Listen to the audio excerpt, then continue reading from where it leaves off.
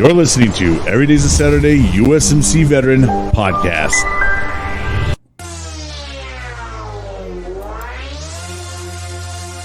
Now introducing your host of Every Day's a Saturday USMC Veteran, the one-man show, Brian Roof. Hey, what's going on, friends and fam? Thank you guys so much for joining on another great day, another great interview.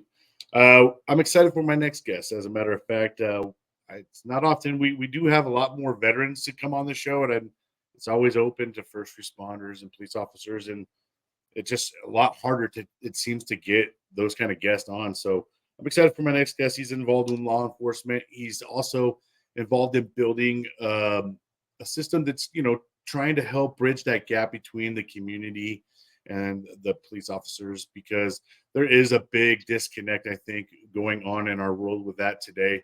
And so here to talk all about it is Wes Hartkemeyer. What's going on, brother? Did I get that last name all right? Yeah. Not many people get it as quickly as you did. So, man, yeah. Well, you know what? Lately, I've had a lot of tongue twister last names. So yours is kind of, I think it's mildly rough, but not the roughest middle I've of the had. line. So yeah. So what's up, man? Just tell us all about yourself, kind of where you grew up, what led you into law enforcement, and then what led you into what you got going on today. Give us a little bit of a story about yourself. Yeah. So, like I was introduced, my name is Wesley Hartkemeyer. I grew up in Wisconsin, been here my whole life. By the time I was, 22, 23, I moved down to Madison, which is where I began my career in law enforcement. I've been there for over 6 years now, and so I've kind of run the gamut on everything patrol has to offer. Been on every call you can imagine, and over the last couple of years, I've kind of been feeling the same thing that a lot of law enforcement has, is being a little bit burnt out when it comes to going to, hundreds of different calls every week, same thing. Sometimes it's, just a bunch of little stuff, and every once in a while you have the big 10 out of 10 stressful call. And over the years, we had obviously COVID, we had the protests, we had just a huge number of things that changed policing more than it ever has before. I mean, we've had high profile cases before, we've had protests in the past, but I think once 2020 hit, that was kind of the first real nationwide, call for police action and police change. And during that time, I was part of our special events team. And so I was on the street, I was wearing hard gear, I was hit with rocks and bottles, I was hearing from the people on the street, and obviously everything on the news, and just, the calls for police reform, the calls for defunding the police.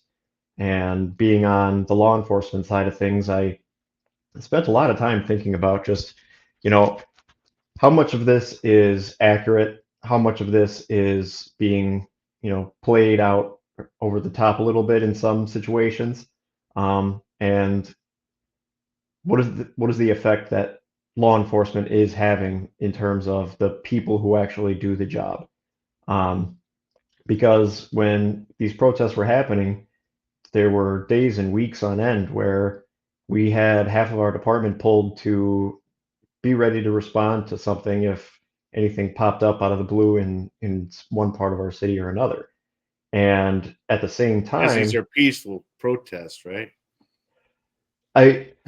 From what I remember, yeah, they were at most of the time it was pretty peaceful up until I think the sun went down, and there was a lot of people who, at any other point, they're going to use the cover of darkness to, conceal their identities, to co-opt a movement that's,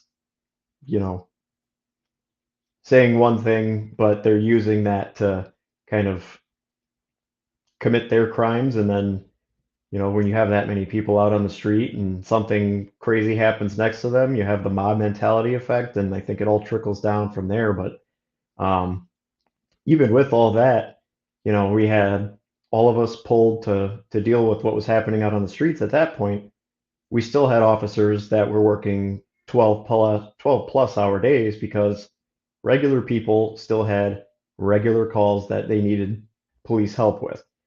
And so it was just, over a year of everyone at their wits' end trying to just hold on to this semblance of peace that we had in our lives. And I think a lot of officers, rightfully so, got out, and we lost a ton of experience to people who, they saw the colors changing and they said, I'm done. I don't need to do this anymore. I don't need to take the hate and the overworked and underpaid, all the stuff that we deal with. Um, and so I started to think of ways of, partly selfishly, how can I create something that helps to lessen the amount of non-emergency calls for service, the non-law enforcement calls that are coming in? Because one thing that I've always seen is police have been used historically, and now even more so, as kind of this catch-all for all of society's problems, um, which means that, everything that anyone could think of. Cats in the tree. If it was cats in the tree all day, I would happily climb up trees all day and rescue cats. Unfortunately, the firefighters get Those the calls, right? Yeah. the ones that make everyone love them. But it's just random things that, someone doesn't know how to deal with any situation in their life, and they think, well, someone should do something about this. They go to the police, and it would much better be served if they contacted the streets department or the parking division or, DOT or something like that. But most of the time, if they don't know who can solve their problem, they come to us.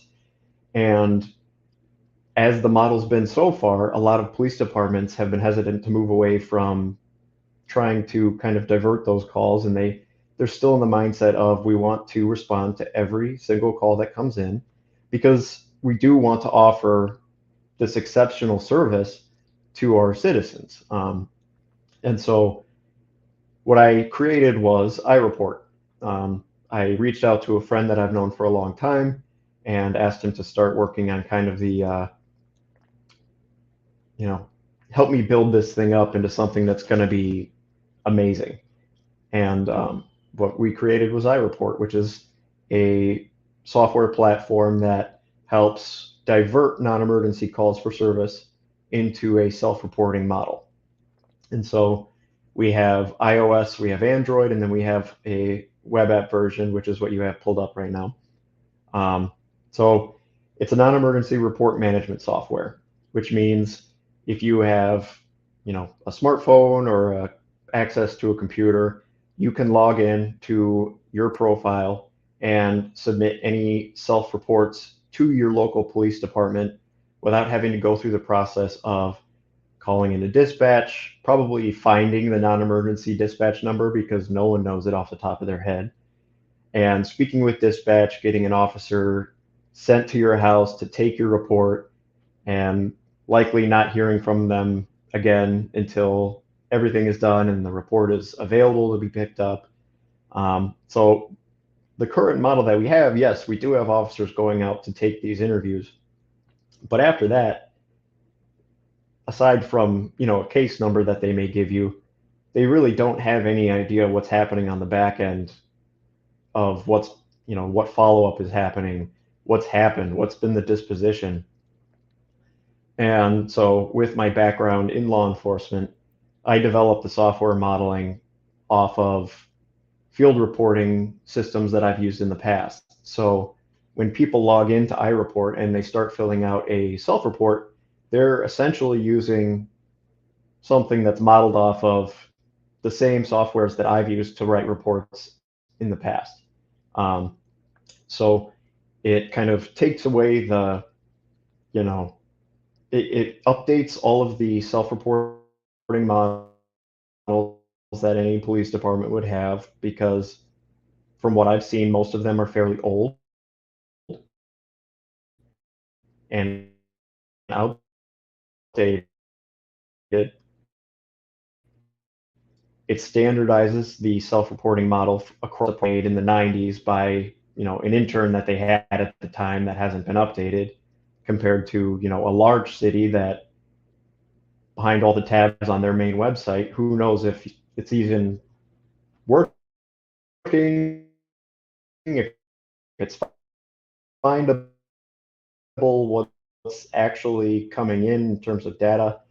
So it standardizes everything. It makes it so that's clear and concise, so that police officers, once they do get the report on their profiles, which comes in automatically, they're able to take a look at what is essentially a complete police report already and say, okay, do I have follow-up to do on this? They do the follow-up, they submit it, and then the user gets notified for supplemental reports, notifications, and dispositions of their case.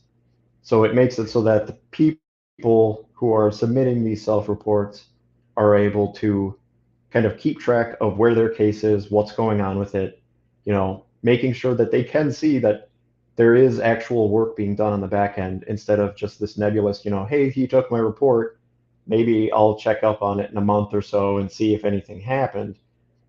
The user gets notifications when it's submitted, when it's updated, and when it's closed. So they can keep track of what's going on without the questions of, do I call back to dispatch to find out what happened? How do I get my report? How do I do this? Is anything done on this end? And then on the police side, it cuts out a huge portion of work. So when you typically are an officer working and you get assigned a call, what's happened on the back end is the person's called dispatch.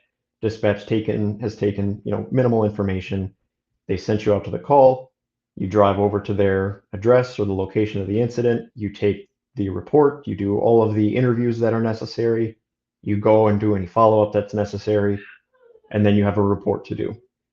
The difference with Ireport is you get a notification that a report's been submitted. So all of that back end work has basically been cut out of the system, and now you have basically the full police report that's necessary, and all you need to do is say, is there any follow-up that I need to do? If yes, obviously go do the follow-up, but if no, and most of this is more of just like an information report or something like that, and you say, perfect, they already have their case number, I can throw some notes in the call and send it up for being closed by a lieutenant or a captain or something like that. And so what the hope is all of this back end work being removed, we can open up the officer's workday to do pretty much anything else that they think is important. And so they have more time for proactive patrol. They have more time for, making sure the traffic in their city is, safer. They're able to do more training. Or my, main point of this is just having a little bit of breathing room. Because especially in big cities, the call volume is mounting and mounting, and I think more people, and just since we're expected to do so much more, we have so little time to just sit down and take a breather, that I think that's one of the main thing that's affecting the burnout rates across departments. And so Not giving to us just mention, there's not a lot of people wanting to, being a police officer isn't very popular like it used to be. When I was a kid growing up, people want to be cops, firefighters, things like that. Now, the image and things that the way sometimes media spins things too, and the stories or the little parts they decide that they want to show depict, certain situations. And then everybody just, the way our culture works, right?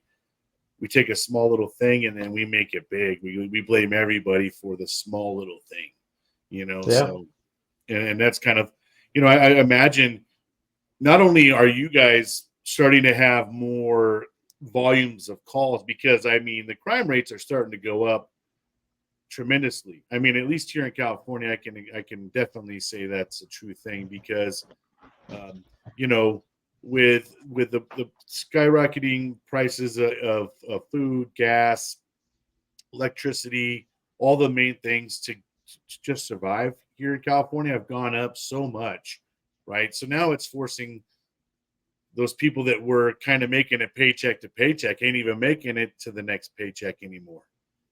So now they're all starting to do stuff. And I mean, I can't tell you how many people run out with grocery cart full of stuff, and no one can stop them, right? I mean, they're saying they tell you don't interfere with the guys if they're trying to steal, don't stop them, and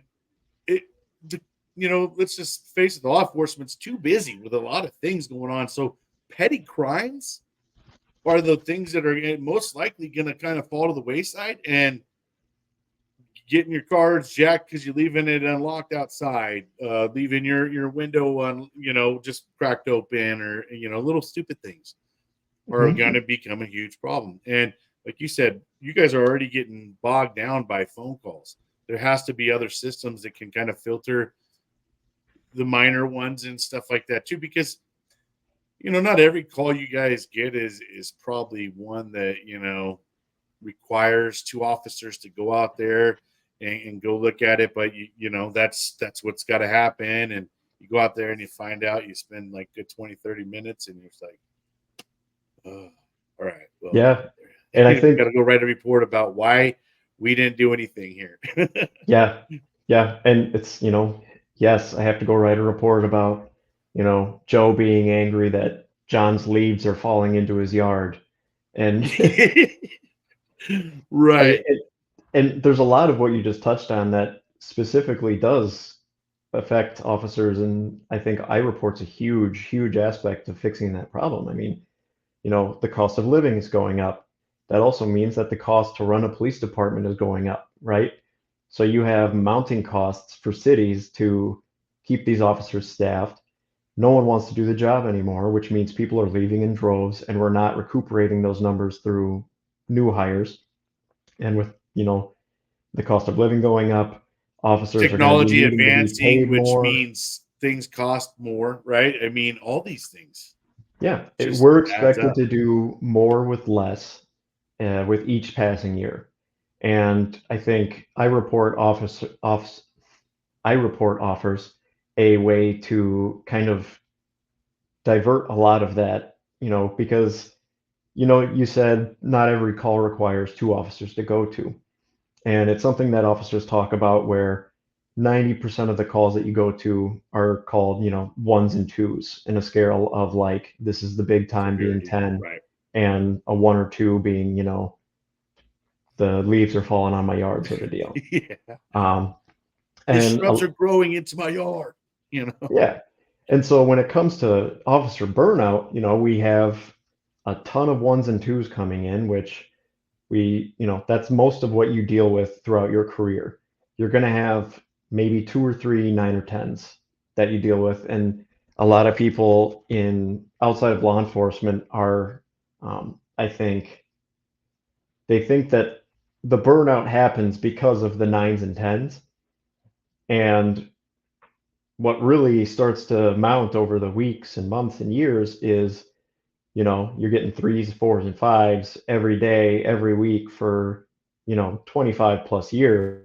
That's what's burning people out. And so trying to cut out some of the non-emergency things that really don't relate to law enforcement, and giving officers a little bit of breathing room and some time in their day to do what drew them to the profession in the first place is really kind of the main goal of Ireport.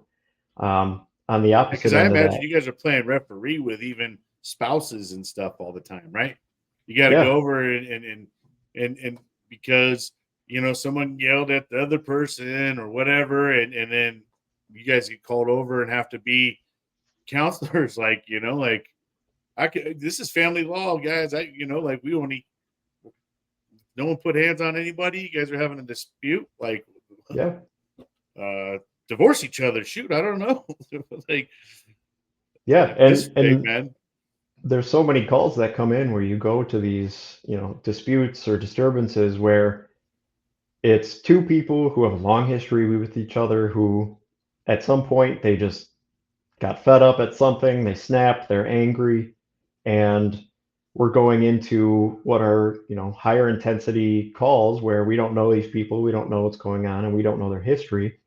And our main tactic is trying to mediate them and come to a disposition where they can calm down and have a regular conversation, or they're able De-escalation. to calm enough to leave for the night or something like that, And I think coming in and being the adult in the room is also one of the most draining experiences of the job. You know, it's like if you have kids, it's coming home to your kids and trying to explain to two really amped up like 5-year-olds, like, no, you shouldn't have hit him. Like, that's not how we do things. We need to talk these out. And just doing that as a career every day for years on end it gets frustrating and it drains you, because you do have to have the emotional intelligence and the emotional resilience to be able to keep that up and not snap yourself. Um, and I think just having time to sit down and have lunch with your coworkers, to actually see them outside of a call for 5 seconds, not only is it helpful for the camaraderie that is so extremely important, but I also think is leaving the profession. It just helps with your mental health to be able to get through a day without getting angry at yourself and screaming at someone where, yeah, I'm sorry, I've been on 10 of these calls today and I'm sick of it. I'm sorry if I came off a little bit rude, you know? And that's where a lot of, officer complaints come in, is they, they were very stern with me. They were rude. They didn't listen to what I had to say. And likely true on some Overworked, aspects of it. underpaid. Yeah, Yeah, I I mean, mean, the it's list goes on. I imagine, it it's got to be hard. Like I said, like there's a lot of things for you guys that are going against you kind of at this point in time, right? I mean, one is the calls, the call volume, but our population's also grown a lot too since we've opened up our borders and things of that nature. mhm. Um, and then, like I said, the popularity of being a police officer, right? So you guys are having a hard time getting guys to go swear in, and you're also having a retention problem, right? Because I mean, guys start to say, "Gosh, damn, bro, I can go get paid more over here, and I don't have to take as much abuse." And it's not abuse from probably the department; it's the abuse from the community, right? I mean, and then I understand, like, I mean, I have quite a few buddies that are police officers and stuff like that, and you can see until there's a difference where they've had almost enough with humans, right? Like, they've seen so many different stories, and it's just always the same old bad story, and then they're getting sitting there spit at, you know, and taking on someone's anger. Like, you just literally, you guys, sometimes you could just be sitting there eating and get a call. You're all laughing, having a good time. Go into this super hostile situation, and then you guys are basically the punching bags. You know, well, fuck you, man. Fucking, it's like, whoa, hey, relax. I'm just here to kind of see what's going on. Relax yourself. Yeah, and a lot of people don't like to admit it, but when it comes to situations like that, we're just sponges for all that negative emotion, Right? And if and you're the an empath, bro, uniform. that's got to be super rough, right? I mean, for the guys that are empaths and really take on negative energy and don't know how to kind of deflect it and stuff like that, that can be rough, especially taking it home to your families and things like that, dude. Because, and I imagine by the time you go home to your families, you're already on high intense. You've already gone through like 10 different calls, and every one of those calls, I imagine, whether or not your adrenaline definitely spikes up, bro. Like, I mean, there's a point in, you don't know what you're going into most of your situations, Yeah, and you have to always think worst case scenario, right? Because you want to go home to your family, at the end of the day. So you always have to go into every single situation on alert and ready to go, right? I mean, yeah, and that does spike a level of adrenaline. I don't. it's like getting ready to go play a game or something, bro. Like when you're getting into that situation, you got those jitters a little bit, I imagine after so many calls, you guys start to get a little bit of that numbness to it too. But that becomes a problem, right? Complacency kills. And that's what happens with a lot of officers, right? They're like, they keep getting those 1 and 2 calls, those 3, 4 coming once in a while. But then all of a sudden, when the oh shit one comes, they're going into it as like, oh man, this is just another one of those calls. Yeah, So it lulls you into a sense of security that should not be there. And right. it's also difficult to, kind of be dealing with everyone else's problems all day, every day. And it's something that a lot of officers struggle with is when they get home, the problems that are happening around the house are, well, I'm sorry the dishes didn't get done. I was fighting with, a crackhead behind a gas station for 20 minutes today, and I'm a little bit tired. So it's like the problems at homes, they start to feel like less of an actual issue. And so those start to slip and slide in your personal life. And that causes a huge issue at home because you're not taking things as seriously as the rest of the family knows that they are, And when you start letting things slide at home and your family notices that you're not, you don't really care about the problems that they are facing in their day-to-day lives because you are dealing with other people's bigger problems, that causes more stress at home, which makes it infinitely more difficult to maintain a career for, 20, 25 years here. And so just the aspect of Ireport being able to divert as much of those calls as possible to give us the time of our day to take a breather or just do what brought us to the profession in the first place, which is go out and help people. We want to be able to go out and do the things that we love and get guns and drugs off the street and get bad guys. And so while trying to fit all of that in, while also trying to go to every single call and be the calming presence there and soaking up all of the negative emotion through there and still trying to be a good officer and go out and get those guns and drugs, we're draining ourselves when we don't need to be. Right. And I know that the divorce rate is really high, amongst police officers. And same thing in the veteran world, right? I mean, it's because we come a different person, right? And a lot of our family members and people around us don't usually understand it, right? And it's hard because we're not good at expressing ourselves usually too, because I gotta imagine, bro, like day in, day out, man, the things you guys go through, and then you come home and then you're like, oh gosh, damn.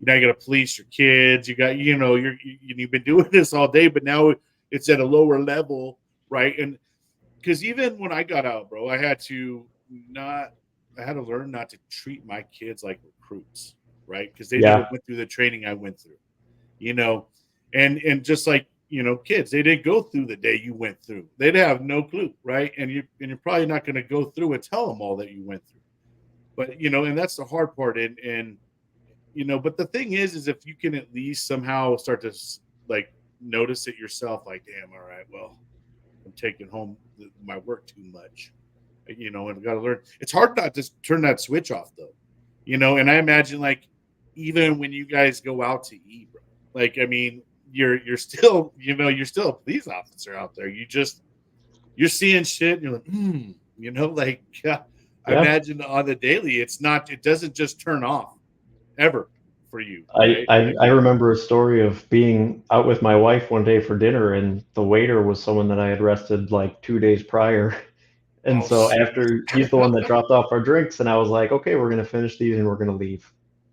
Like, and it's just, there's so much of the job that we're asked to do. And it is hard for people to kind of empathize with everything that we do throughout the day, because, if you go out drinking with your civilian friends and, they're talking about their work day and they don't understand that, like, most of the time I don't want to talk about work. I do it throughout the day. I come home and, it's like hey, what's the craziest call you've been on? have you ever shot your gun at anybody? Have you ever done this? Have you ever done that? And it's just like, one, I don't want to talk about it, and two, it'll just make this sad, right? Like, I just have a lot of really sad stories that I can tell you about traumatic, horrible things that have happened to people.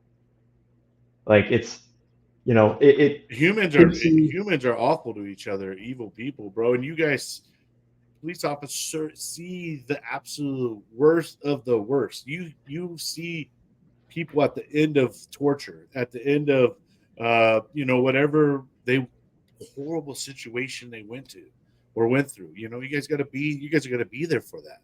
Yeah. Sometimes you guys are the first on call for it, you know what I mean? The first to see this situation. Most of the time when people are dealing with us, it's probably on one of the worst days of their lives. Right. And it's just the way it is. It's what we signed up for, is to be someone who comes to save the day in that worst moment of their life. Right. And so everybody expects like, oh, well, you're a cop, you should be able to handle it. Like when, I'm a Marine, you should be tough, these kind of things. Like, well, we're human beings too, though, right? Like, and yeah. Especially you have a family and you have kids, so when you go into certain situations, there's a kind of a relation for you sometimes, because you're like, gosh, damn, dude, I got a child the same age. I got, I got a wife. I just couldn't imagine myself, right? I mean, there's a mental aspect that I don't think a lot of people ever think about, right? And it's only just as recent we kind of started thinking about mental health in general, and even starting to think of, instead of that, everybody depart a little, all their bury stuff, it deep hold down it in, and put it away, and suck it up, and keep going. Now it's like, no, let's talk about it, right? We're starting to get out there and starting to realize we can talk about things and be a little more transparent, and I think that's a good thing with Ireport too, is transparency, right? I mean, that's huge when you want to build trust up between you and someone else, is being completely transparent and not lying and, being, 100%. Because when you start to see the discrepancies and the lies, that's when the distrust comes. That's when they're like, well, fuck these guys, yep. It's every time you see like a dirty cop get arrested, right? And then someone's just like, oh, I mean, they just, the amount of public humility that comes with being a police officer. Sometimes you're not on the 300 good calls you went and saved the day, bro. It's that one damn call that officer idiot went too far, right? Yep. Yeah. And the transparency thing is one of the biggest aspects of this. We developed a news feed for Ireport where police departments themselves will have verified profiles that they can use to send out notifications. They can use it to make posts. They can share all of their public safety alerts, right? Like public safety alerts, things like community outreach efforts. Hey, we found out that these people were using these kind of things, or just alert. There's all kinds of great things that can come with that stuff. And sharing what good calls that officers were on the day, like, hey, this officer climbed up in a tree and saved a cat, or this officer just made we got to get some hero stories out there for the cops, man, because this officer just made their 20th Narcan save of their career and things like that. I mean, they can post the good news, they can post the information. One of the big tools that came to me during the 2020 protests is, after things had gotten a little bit rowdy over the night and most of our main street was destroyed, we had to send out most of our detective bureau to do follow-up with all of these businesses and try to track down owners and get non-consent statements and how much does this cost? Do you have video? Do you have all of this information? What we created was called the public Dropbox feature.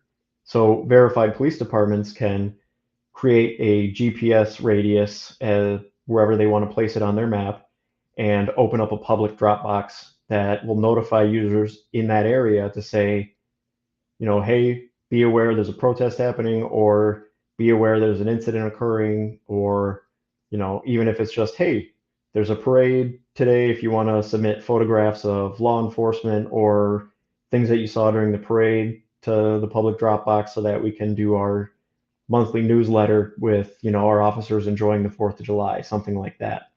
But it creates a notification for the users in that radius where they can upload their own self-reports, they can upload videos, photos, and, information. So if it was something like a riot that had occurred, business owners in that area can, instead of waiting for a detective or something to reach out to them to report their damaged property, they can take the photos of the damaged property, they can upload the security footage of, who had broken the window, they can upload all their information straight to the public Dropbox, and that'll be accessible to anyone at the police department that is given access to it. So instead of sending all of our officers out to try and track down this information, we're giving the community a quick and easy way to submit it themselves, where they can send in everything they have in one go, and the officers that are following up on it can just go to the Dropbox to find any info that they need for any submitted user.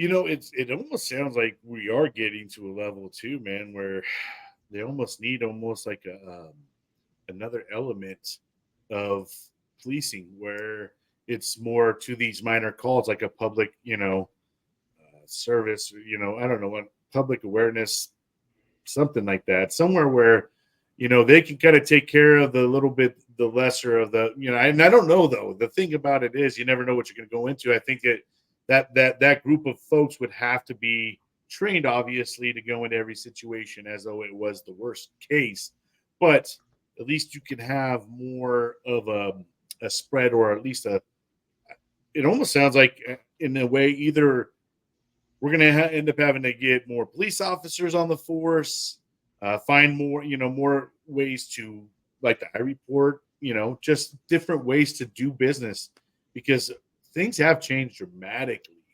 especially after the 2020, COVID and all the stuff that went down with all that, shutting down everything and then kind of turning over the key into the electronic world and technology and all those things, where people are ordering their food and groceries at home and all these things that we never were really doing before.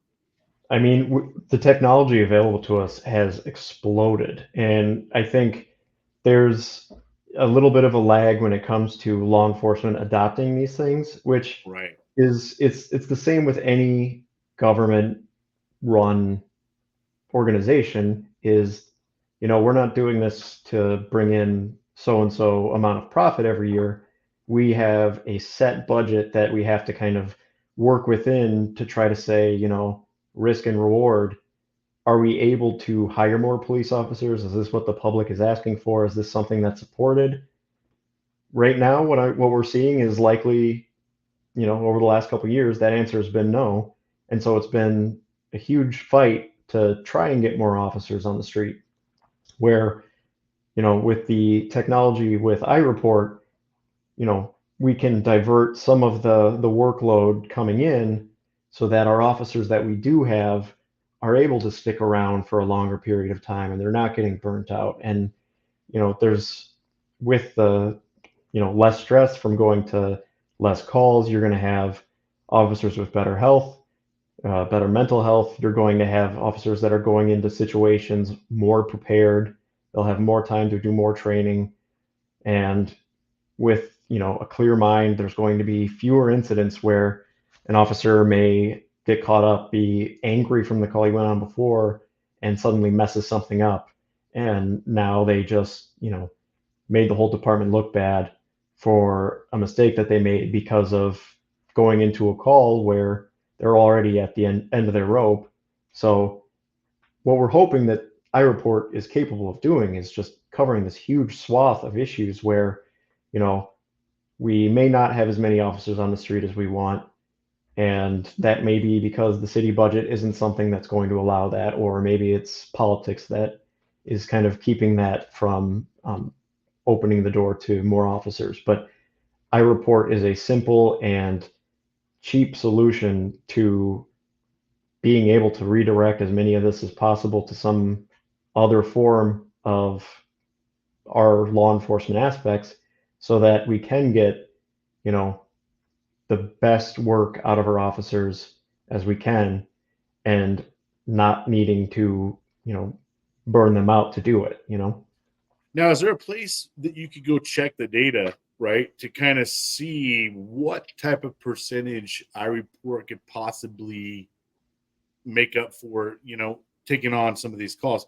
That would be a good thing if you guys could or were able to kind of show them like, hey, with Ireport, we could take on, we take away 20-30% of these calls that are kind of just congesting the system, so to speak, right? And we can kind of filter them through where, and then like once again, the transparency and able to see where their reports are at, and then you're not bogging down someone getting called. Hey, I filed my report yesterday. Where's it at? I don't, what's going on?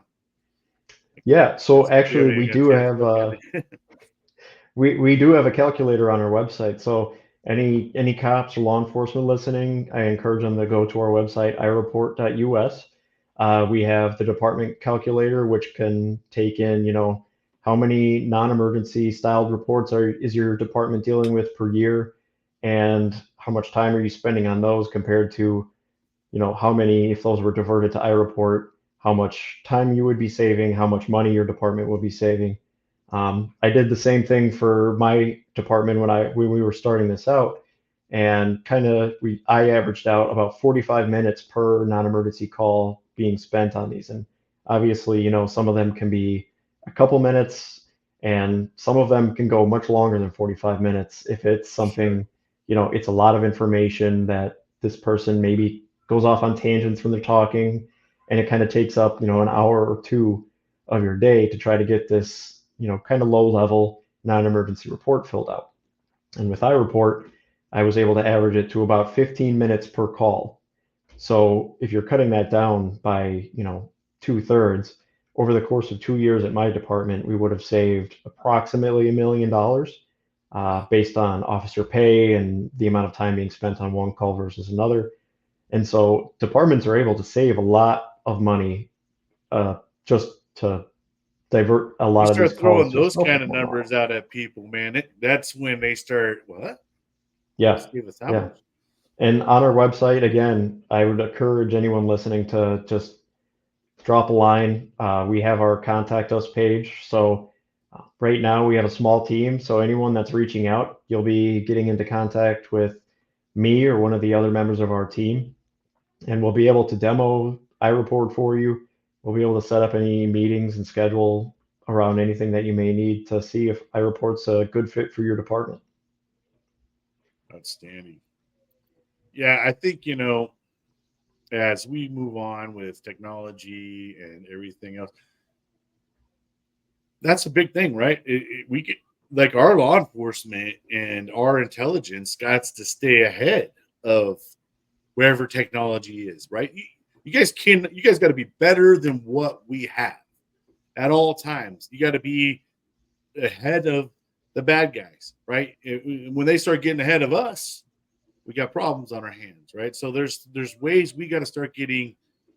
I know that the hard part about it is you do got some of, and no offense to the old timers out there, but sometimes they're not always liking change, right? They're a little more reluctant to the change, and then a lot of that has to do with they just don't understand technology, right? The or what that change is actually going to do for them, because it's the unknown. It's always been working this way. Yeah, but Mm-hmm. the thing is, what if we could be that much more efficient? We could still make it work, but we can make it work faster and more efficient for ourselves. Yeah. And then the force itself starts to get better with just by default. Yeah. And on the other end of that, I mean, with the calls for police reform over the last couple of years, I believe that this is truly a reform in policing that doesn't seem punitive to the police departments themselves. When you hear about police reform or defunding the police, a lot of this is in response to an incident or a viral incident where most of these calls are coming from people who want to almost seem like they're punishing police departments, right? And so, defunding police, take their money away. We don't want them to get new officers. We don't want them to have the equipment that they need. So those things hurt police departments and they hurt police officers. This is what I call non-punitive police reform, where it is making a change, where we are able to save a little bit of money on our resources when we're setting out to calls, the ones and twos every day. We're able to keep more officers. We're not needing to work ourselves out as hard. And of course, like you said, when it comes to command staff, the numbers start to look a little bit better, and we have more data coming in from Ireport that would be more accurate because it would be the person submitting it themselves. And on the other end of the aisle, we have people in every community who don't necessarily trust their police departments, who live in communities that have historically not trusted police, who don't want to be seen talking to police officers in front of their neighbors, or who are afraid of retribution for being seen talking to the police. Right. This also gives them access to be able to have their voices heard and have their valuable information that they have sent to a police department without necessarily needing an officer to come out and interview them at their front doorstep or out themselves as someone who has information about a major incident that occurred, but they're afraid that if they're seen talking to the police, they're going to be seen as a snitch or they're going to be afraid of retribution.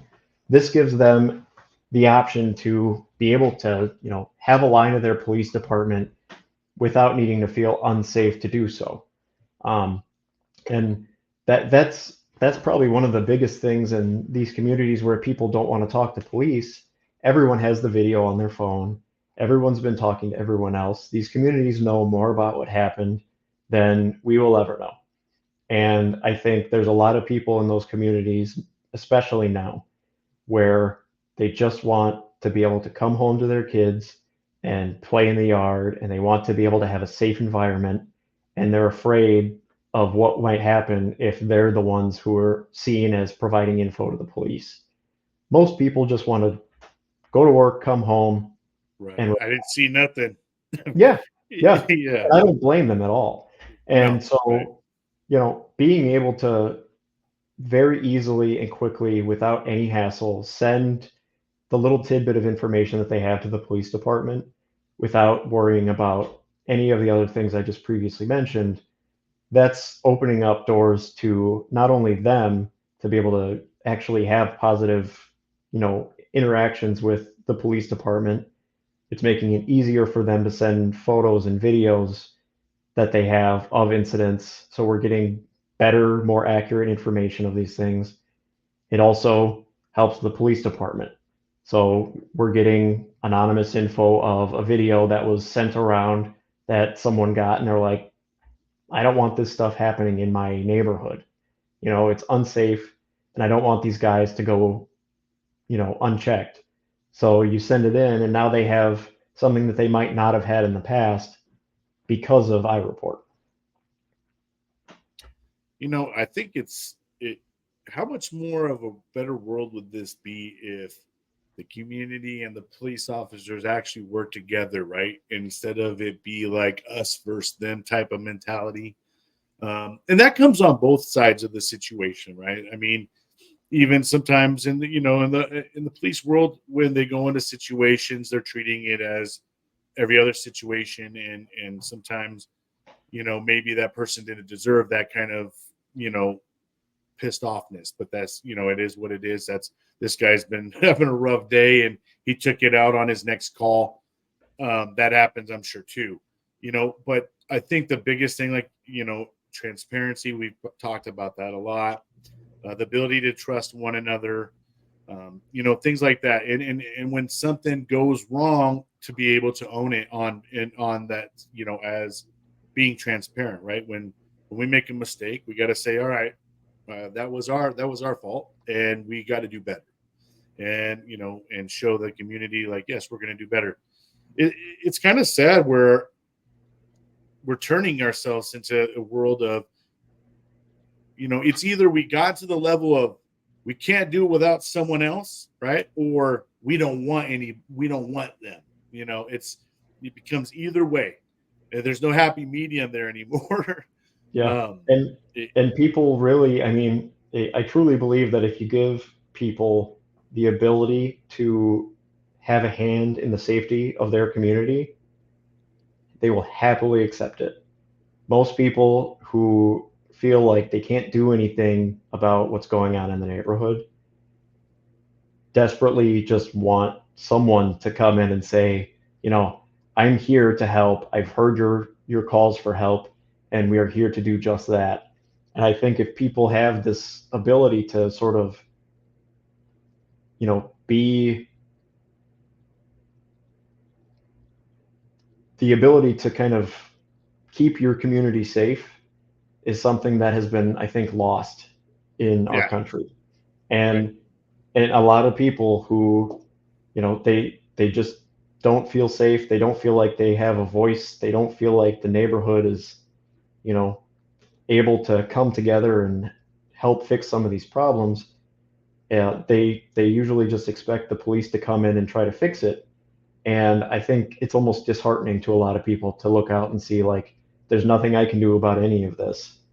Where Everybody's now afraid to that do we have a something way to, because even sometimes when you do something, sometimes you end up getting arrested for doing something, and you overstepped your boundaries when you went to go do, or the situation turned super sour and you didn't go into it. But that's the hard part, right? And that's where I think a lot of people are like, well, damn, if I go help, there's a chance I can get hurt, killed, or get in trouble. yeah, And when you start throwing all those fear factors in, that's when the community's like, well, I ain't doing nothing. Yeah, me yeah. neither.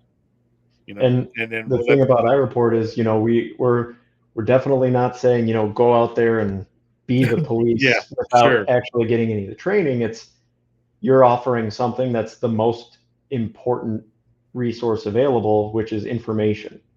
If you see these things happening in your neighborhood, you can take a photo from your window and be like, hey, I saw this. Can an officer spend some more time in the neighborhood? Those are things that, typically most people, I'm sure you probably had situations where you're like, should I report, like, someone stole my garden gnome from my Yeah, front right. lawn. It's like, My it's not Christmas worth lights or reporting something. or anything like that. Yeah, But if you say, yeah, someone stole it and my neighbor has ring footage that he sent me, I don't have to call the police department. I don't have to go through the rigmarole. I can type it up in my own time, send it on my phone, and they have the ring footage of the guy doing it, and I can get notified if that person's identified. now your system's going to rely heavily on an end user to make sure they go and I mean, and your system's going to rely heavily on that, right? Like, your system's only going to be as good as the people pushing it through the system, and got to go in there and check the box. Because the other thing is, if it starts sitting in there 120, 160 days, and it's like never moving, people are going to start getting, that's going to probably create a whole other irritability. So I think, with part of the system too is making sure that there's someone out that can handle this part of the output, right? Because now you're redirecting the traffic. Now you're going to have other people in there to make sure that the traffic is being directed to the right direction or getting closed out, all those type of things. So, I mean, how do you kind of ensure that end of it? So each department will have access to how these reports are being submitted and how they're being kind of doled out. Depending on which department you work for, many of the reports that come through my system in my department, most of them are kind of checked by a detective lieutenant or a higher up, and they send them out to other officers depending on which beat you're working that day to follow up when you can. Um, what what we can do is, we do have access if your department has maps of each sector that you can give to us to kind of create sort of an automatic submission system where any officer that would have access to their iReport profile, their officer profile, they would be able to get automatic self-reports submitted into their inbox. based on the beat that they're working. So if you have, if you're working Adam 12, then you get all of Adam 12's self-reports, and you and your beat partner are able to follow up on those when available. So there's options when it comes to how your department typically runs things, who's kind of got the final say, and that's actually something that the departments themselves can edit in their own profile. So the chief or the IT is able to set up these profiles for specific officers and for specific ranks to be able to kind of create their own system of a trickle down to who gets the first report and how we send it up the ladder for final dispositions. Nice. I mean, I don't think it's it's not a bad thing. I think it's something that we need. Like you said, I don't know probably how. I mean, your department's not the only one that gets these crazy calls, right? I mean that's probably something very common across the world. I know here for the 4th of July, right? Like the fireworks are illegal here, but everybody's shooting them off. Yeah. I mean, there's footage of the valley, and you could just see it's like crazy. Like those guys' phone calls. I mean, they were busy. People were trying to call in real emergencies. Busy. There's fires happening. They couldn't even get through because of all these people. They're lighting off firecrackers across the street, and they're doing this or that, and it bogged them down. And how many serious crimes got committed, or how many lives weren't able to get saved or something because of that, right? I mean, there has to be a different kind of system to help filter, right, and or direct the traffic better. And I would say that would be the perfect situation for our public Dropbox. So the local police department could say, take a picture of someone lighting that firework, boom, you submit it through the system, and now I mean, that's just a simple, hey, click this public Dropbox if you have a report of fireworks being lit off in your neighborhood, send it in so that we have the ability to kind of remove that from our call queue, and we can say, all right, this is the list of fireworks that were shot off last night while our officers were out, being able to respond to things that weren't people lighting off fireworks on the 4th of July, but maybe a shooting came out or something like that, and they don't have to have the entire call queue bogged down with noise complaints and fireworks calls.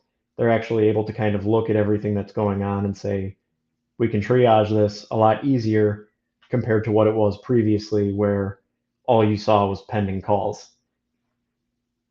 Yeah, and I imagine that a dispatcher would be very appreciative of something like this. Yes. Right? Because I imagine to be a dispatcher, the amount of calls that they get and the amount of craziness that goes with them, it's I couldn't imagine it. Well, they're the first end of the people that, the crazy part, right when it starts, getting right? those phone calls and having someone who's in a life or death situation and having to try to calm them down. I mean, it's not easy being in that situation either. So what I would say is, if you are listening to this and you're interested, if you're just a patrol officer who thinks that this might be a good idea and you want to kind of be our foot in the door to reach out to that department and kind of have someone inside who's rooting for us, that goes a long way when it comes to having contacts in the police department and kind of getting an idea of what your department's looking for. If you're in command staff or city government on the law enforcement side of things, love to have you reach out to us. Or even if you're just a concerned citizen that thinks, I think that this would be a good thing for my city to have, feel free to reach out to us as well. We're happy to work with people in the community to have their voices heard and hopefully find a way into the local department there to see if we can get things set up. Now, have you had an opportunity to pitch it to a lot of law enforcement agencies at this point, or you guys still you guys still kind of running through a lot of it before you go implement it, or you guys got different goals and phases of this? Or Yeah, I think the best way to describe it would be phases. So I've definitely demoed to a few departments, just getting an idea of what they're looking for, what are some of the questions that they may have. So we've already kind of and this gone is through new, things. man, right? So you Yeah, got to brand go in new. and sell yourself, Yeah, right? Like, because this is something no one's really heard of. This is innovative stuff, right? I mean, now you got to go in and be that salesman and be like, this is what we can do for you, yeah. right? And I will say it, I'm a criminal justice major in college. I've been a beat cop my whole career. Salesman has not been my goal Forte, in what yeah, I or anything that I right. expected that I would be doing, but it's been extremely fun. And the questions that you get from uh, higher level command staff officers are things that something that I didn't think of before, where now I'm more in the mindset of, yeah, these are questions I've been asked before, and we have the answers for them. So the more that I've been doing it, the more I've been able to kind of accurately answer some of these questions and ease the mind of the command staff who ultimately is making the decision. So we've demoed to a lot of departments. We're actively demoing, actively ready to roll out Ireport, and we're going to be working with other law enforcement tech in the industry to try to help grow and work together with other softwares and things to be able to kind of Yes. round out Ireport in a more useful fashion. And but right now it's been myself and my little team trying to build this thing out, and it's taken a couple years, but I think what we have is an excellent, amazing product that's going to change a lot of police departments. And we're ready and raring to do it, and we only want to grow and make this thing kind of the one-stop shop for law enforcement. I love it, man. I mean, and like I said, I think there's a big need for it. Um, we got to improve that community relationship with our police officers. This is a good start, and Yeah, starts helping people to do a little bit of some community policing themselves, right, and put it in their hands. And I like it. yeah. But is there any things that you want to that maybe you forgot want to say before we get going? Really appreciate you coming on and talking all about this, man. I mean, like I said, it's new. It's something that no one's heard about, right? And whenever you got something new, you got to go out there and prove to the world that this is the next best thing. And I think you guys are on a great start, man. And I wish you guys the best of luck. And more than happy to share this out with everybody. And also, if there's other podcasts that you like to join, I can pimp you out to some other people and get you out there so you can get the word out to the masses, all that good stuff. But is there any last things you would like to say, Wes?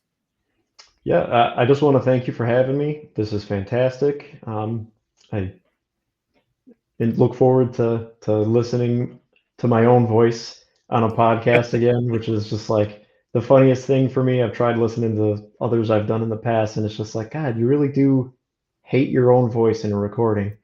Um, but yeah, the main thing is if you are patrol, if you're a citizen, or if you're anyone that is in command staff, we'd love to hear from you, whether or not it's going to work at the end of the day, or whether or not, this is something that you're going to adopt. We'd love to hear about your department and hear some of the challenges that you're facing and see if there's any way that we can kind of help ease those.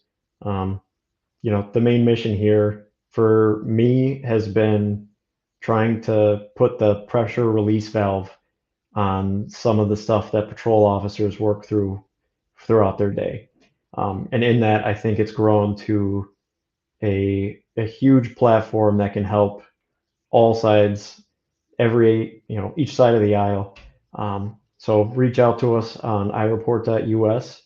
It's where you can find my contact information, and we'll talk about getting a demo started to anyone that wants one. Heck yeah. I think, like I said, think it's a good thing to try out at least, right? I mean, give it a try. What's the Yeah. worst that can happen, right? I mean, And nothing drastic. There's no huge barrier to entry. I mean, we're happy to let you check out the numbers yourself for your own department.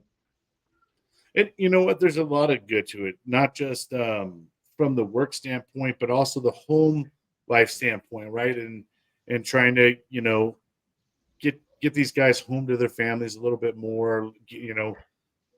I'm sure overtime is outrageous in some of these departments, and constantly guys are constantly working. Give some of these guys a break so they're not so numb to the situation. But man, hey, I appreciate you, and it takes more of a person to kind of look outside the box, right? Everybody can go to work and do their job every day, but to think outside the box and go above and beyond your job is recommendable. And there's a lot more people out there that need to be, striving to, you see something's broken, right? You see something's broken, instead of complaining about it, you want to be the solution, not part of the problem. And I appreciate that. Thank you so much. All right, brother. Well, once again, I hope you have an amazing day, amazing week. And if you ever need anything, please reach out. If you also have new information and you want to share it, something's changed, come on. You always have a seat here. And we always love to share everybody's, things they're doing and all that good stuff. All right. Thanks, man. All right, brother. We'll see you, man. All right, friends and family. Well, that's going to wrap up another great one. Let me tell you, I love doing this. There's nothing more than getting to hear people's stories and all the great things that they're doing. It's always a great thing to see when people they see a problem and they want to fix it, right? We need more of that in this world, I think, because there's a lot of problems going on in our world today, and it starts with us, right? We got to be the ones to fix it. We always look at others to fix it and stuff like that. Why don't you be the change? Why don't you be the one that's out there doing that? Something like Wes, right? He saw something going on.